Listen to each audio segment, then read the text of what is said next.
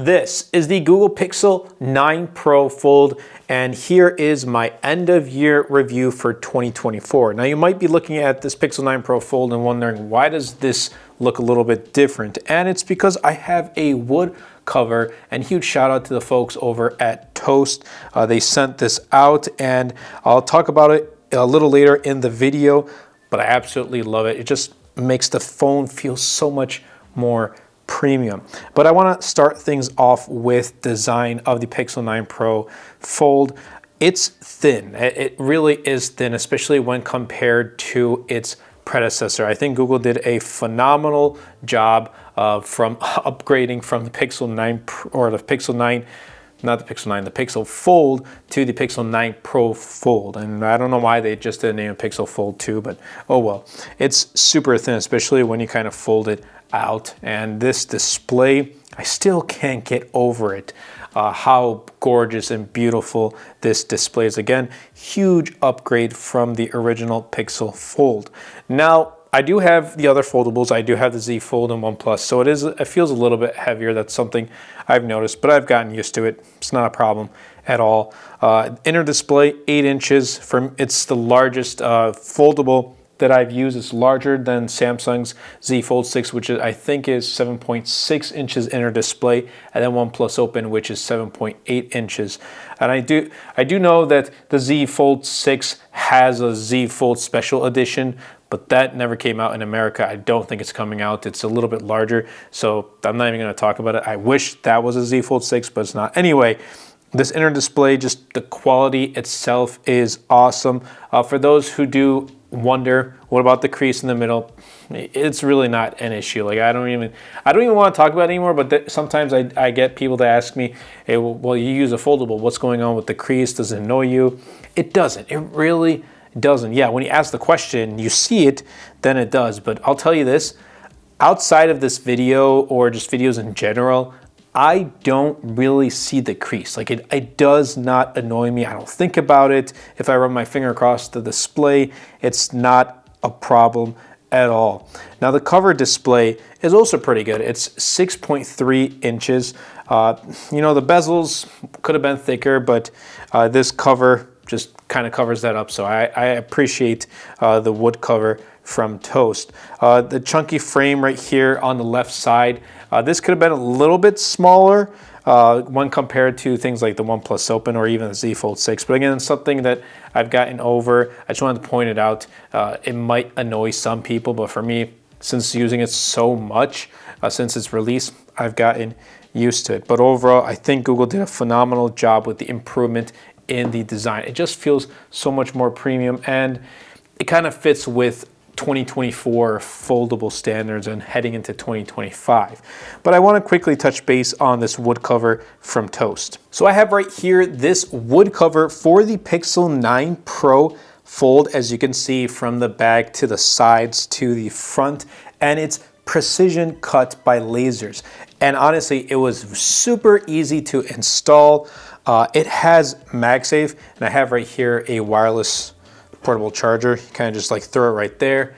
And the placement on the Pixel 9 Pro Fold for MagSafe is kind of awkward in general. And this is with all the cases too, but that's how it looks with a portable charger. But if you have like a wireless charger like at your stand or like at your bedside, then it's perfect to just throw on there and charge overnight or charge while you're doing work. This is how it looks with a portable charger. That's just the placement of the phone's kind of, or for a MagSafe in general. So it has really nothing to do with whatever case or cover you have for the phone. It's just how the Pixel 9 Pro Fold is. But I do appreciate that MagSafe is here. It keeps the phone super thin. You know how I mentioned it was thin?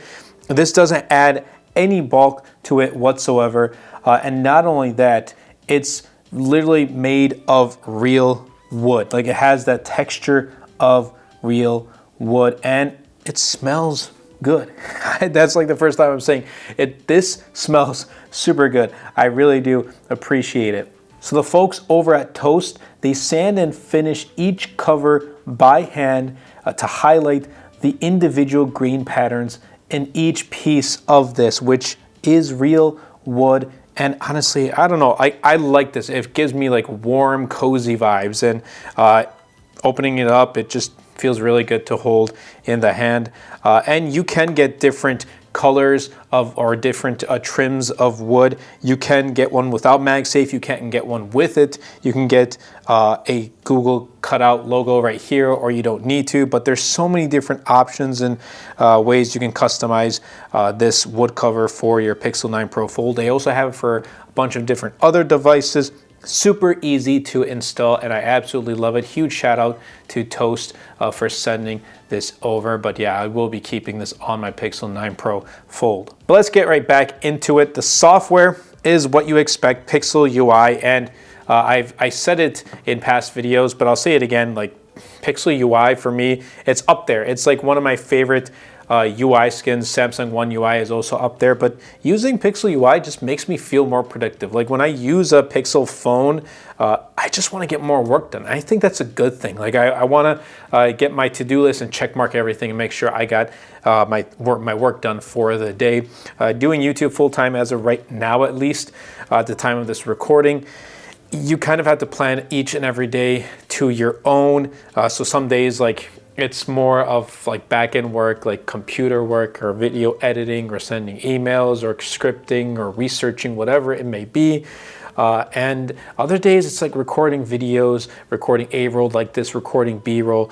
So it really, you kind of have to make your own day. You're kind of like your own boss type of way, but there's also a lot of back-end business to it. And I think the Pixel 9 Pro Fold and also other Pixels in general just help me personally with my business and just make me feel more productive. So that's something it sounds kind of weird, but something it's just I want to put out there. Maybe some others might relate to it too. I don't know, but I really do like Pixel UI, Material UI. Now there is something that I don't like about Pixel UI, at least for foldables, is the outer cover display and the inner display. They share the same setup. So like I would like to personally have a different outer setup, like outer display setup, and then an inner display setup, but unfortunately that's not the case. But everything else with the Tensor G4 chipset, it's not the most powerful chipset on the market, and now there's a Snapdragon 8 Elite, which is like for 2025 phones, even though some phones actually have it right now.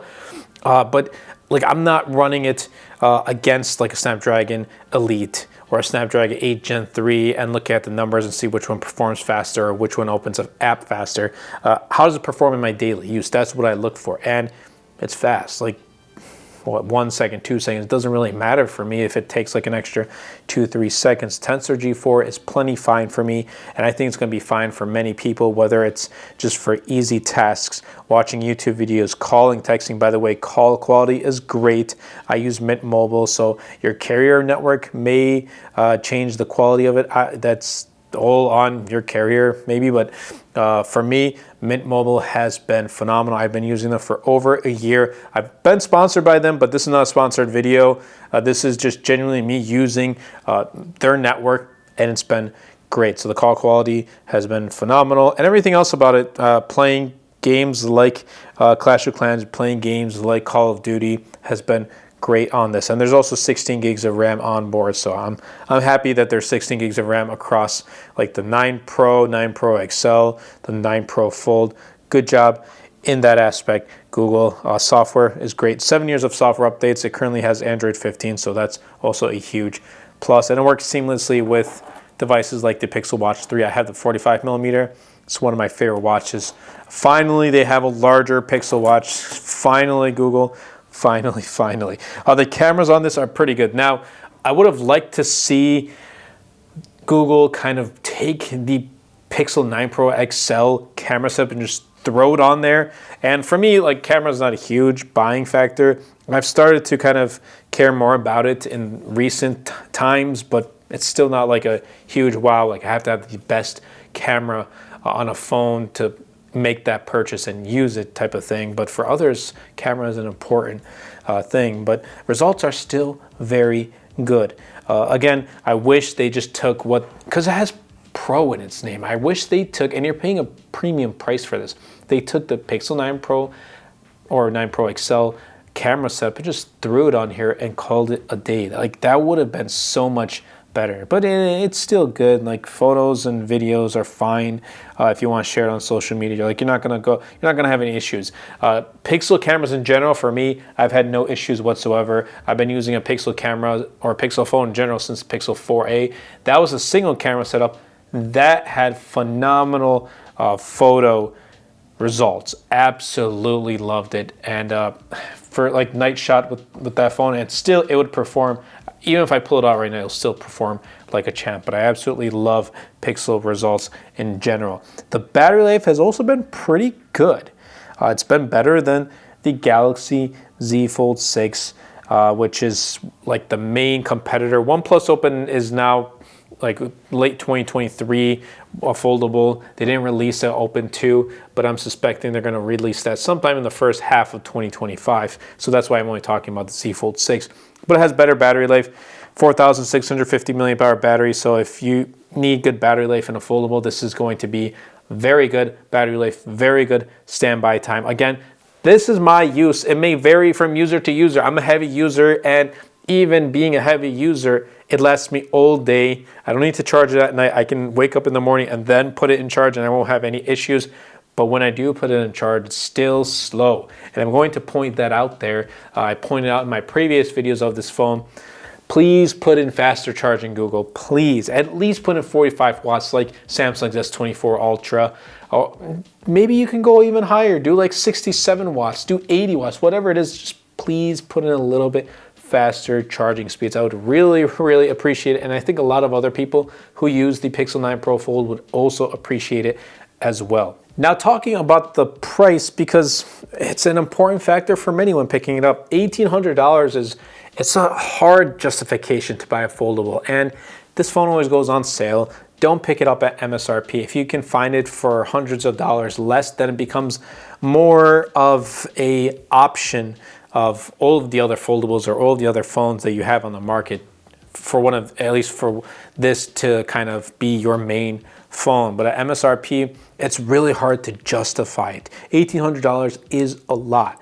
And when you look at like the Pixel 9 Pro, like that's like $999. Even that's a lot, but obviously $1,800 is going to be so much more. It ultimately depends on the user. It's $100 cheaper than Z Fold 6. And I think it's $100 more than the OnePlus Open. I think OnePlus Open is $1,700. This is $18, and Z Fold 6 is $19. So the foldable market, the price for foldables are up there. So you really have to kind of want a foldable. It's just not another phone there. Like, you know, you're going to pay the extra for this form factor, for getting a larger display, a phone that folds like this. So that's something to keep in mind. But I would still pick it up, just not at MSRP. But to wrap things up, huge improvement. I think this is the MVP foldable of 2024, and honestly, I think it's the best foldable of 2024. Granted, for me, the foldables that I've used this year for 2024 that released are the Z Fold 6, Z Flip 6, and the Pixel 9 Pro Fold, especially here in the US. I know there's a bunch of other foldables out in like the Asian market and the European market, but here in the US, like, we don't have many options. So I'm just really talking about Samsung and Google and OnePlus. But this, I think, is the best foldable between the three, especially when you kind of see the improvements year over year. From its predecessor, huge improvement. They went in the right step. They did a phenomenal job, and I can't wait to see the refinements with the Pixel 10 Pro Fold. But I hope you guys did enjoy this video. If you did, definitely be sure to Superman that subscribe button, comment down below, and best of all, share this video, because it really does help out the channel out a lot. It will help push my content out to more people. That's been it from me, and I'll catch you guys in the next video.